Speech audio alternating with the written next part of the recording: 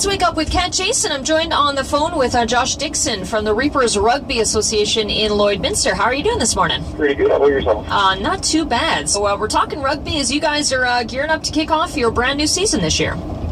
Yeah, we just started our new season this year. We played our first games actually last weekend in Edmonton.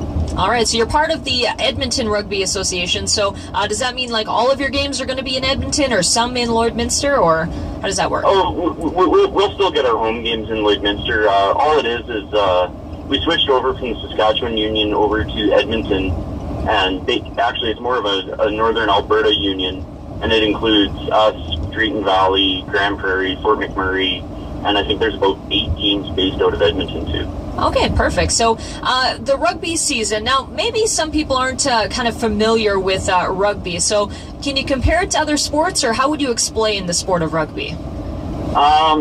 There really isn't a way to compare it.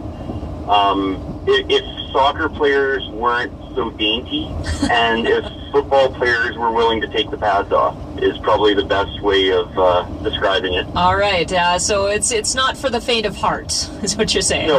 No, it's got the contact of football and just as much equipment as soccer, so it's definitely a fun contact sport. All right, and this year, not only do you have your men's team, but you got enough for a women's team as well. Yeah, we finally got a women's team started, and actually the ladies from Lloydminster are combining with the Cold Lake women to make a team in the Edmonton Women's League.